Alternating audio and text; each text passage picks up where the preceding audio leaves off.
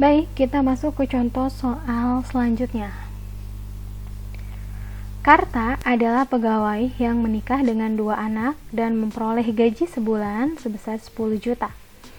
Perusahaan mengikuti program jam sostek, premi jaminan kecelakaan kerja, dan premi jaminan kematian, di mana dibayarkan oleh pemberi kerja dengan jumlah masing-masing 0,5% dan 0,3% dari gaji. Perusahaan menanggung iuran JHT setiap bulan sebesar 3,7% dan Karta juga membayar iuran JHT sebesar 2% dari gaji setiap bulan. Di samping itu, perusahaan juga mengikuti program pensiun untuk pegawainya dengan membayar iuran pensiun ke dana pensiun yang pendiriannya disahkan oleh Menkeu setiap bulan sebesar 300.000, sedangkan Karta sendiri membayar iuran pensiun sebesar 400.000. Bagaimanakah perhitungan PPh 21 atas penghasilan Karta dan bagaimana jurnal yang dibuat oleh pemberi kerja atau perusahaan? Kita telah dulu informasi yang ada dalam soal.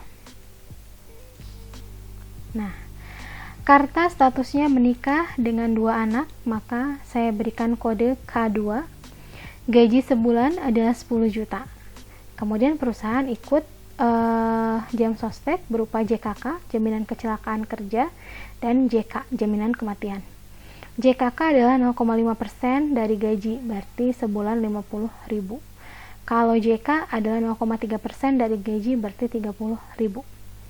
Kemudian perusahaan juga membayar JHT sebesar 3,7% dari gaji, berarti 370.000 ya. Kemudian JHT yang dibayar wajib pajak adalah 2%, berarti 200.000. Iuran pensiun yang dibayarkan perusahaan 300.000 dan yang dibayarkan wajib pajak adalah 400.000. Ini adalah informasi yang tertera di dalam soal. Sekarang kita akan menghitung kewajiban PPh 21 miliknya Karta. Gaji sebulan adalah 10 juta. Jelas ya, itu ada di soal. Nah, untuk premi asuransi, JKK dan JK itu menjadi penambah jika perusahaan yang membayar.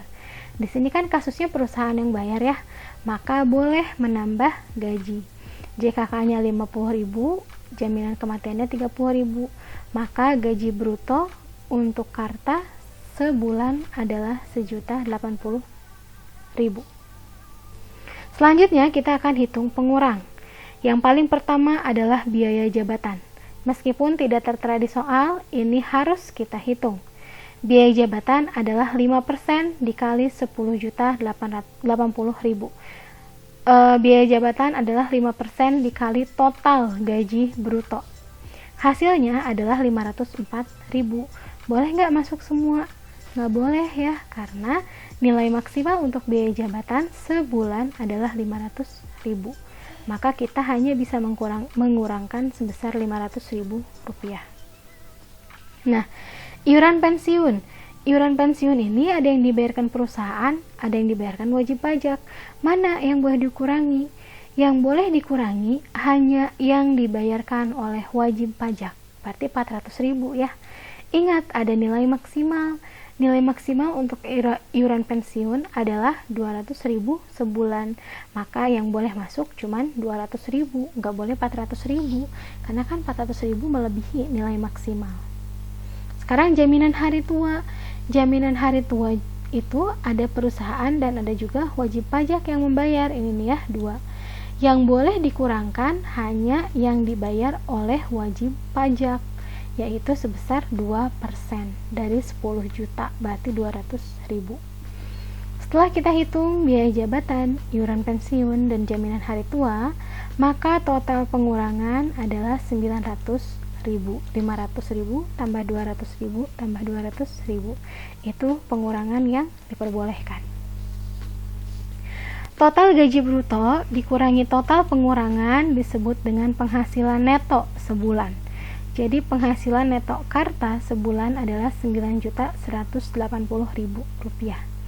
Penghasilan sebulan ini harus disetahunkan, berarti dikali 12 ya.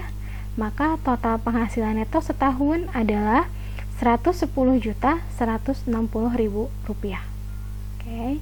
Kalau sudah ketemu penghasilan neto, selanjutnya adalah menghitung penghasilan tidak kena pajak. Karta tadi statusnya adalah K2, berarti dia akan menanggung PTKP untuk diri sendiri dulu sebesar 54 juta. Kemudian menanggung status kawin 4.500.000 dan menanggung 2 anak sebesar 9 juta atau dari 4.500.000 dikali 2. Maka total PTKP penghasilan Karta adalah 67.500.000. Penghasilan neto dikurangi PTKP hasilnya Rp42.660.000. Ini belum melebihi 50 juta. Oke. Maka tarif pajak Karta adalah 5% dikali Rp42.660.000. Kewajiban pajak Karta setahun adalah Rp2.133.000. PPh 21 itu dibayarkannya per bulan, maka harus dibagi 12. Jadi 2.133.000 dibagi 12. Kewajiban PPh 21 Karta sebulan adalah Rp177.750. Ngerti ya? Nah, bagaimana penjurnalannya? Kita lihat jurnalnya sekarang. Jurnalnya adalah beban gaji debit 10 juta karena dari gaji pokok. Beban JKK adalah 50.000. JKK tadi berapa? 0,5% ya dari gaji. JKM adalah 0,3% jaminan kematian dari gaji. Nah, ini JHT, jaminan hari tua yang dibayarkan perusahaan adalah 370.000. Ini kan jurnal pemberi kerja. Kita lihat JHT ya. JHT itu kan dibayar oleh 2 orang ya. Ada yang ditanggung perusahaan 3,7%, ada yang ditanggung wajib pajak 2%. Perusahaan berarti kan cuma ngeluarin 370.000, betul. Maka yang di jurnal hanya yang perusahaan, Rp370.000. Begitu juga dengan beban dana pensiun. Ini hanya yang dibayarkan perusahaan 300.000, yang dibayar pribadi kan 200.000.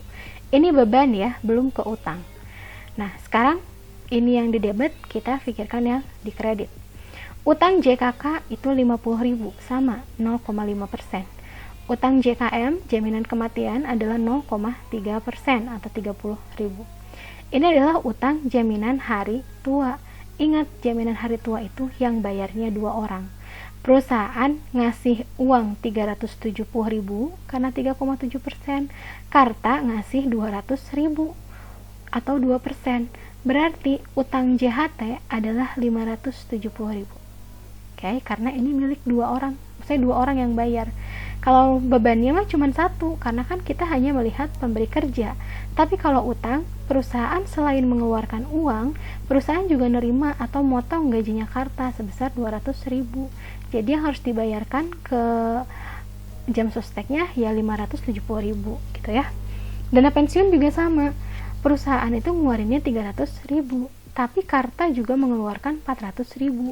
Maka utangnya adalah 700.000. Oke. Utang PPh pasal 21 adalah 177.750 dari perhitungan ini ya. Nah, sisanya adalah kas. Anda jumlahkan dulu ini yang di debit, kemudian kurang-kurangkan yang di kredit. Itu selisihnya adalah kas. Di sini juga ada keterangan nih. Utang JHT sama dengan utang dibayar pembeli kerja tambah dibayar WP. Utang dana pensiun sama dengan utang dibayar pemberi kerja tambah dibayar WP. Ini tipe banget ya, ini utang ya harusnya. Oke, sampai sini mudah-mudahan bisa dimengerti ya.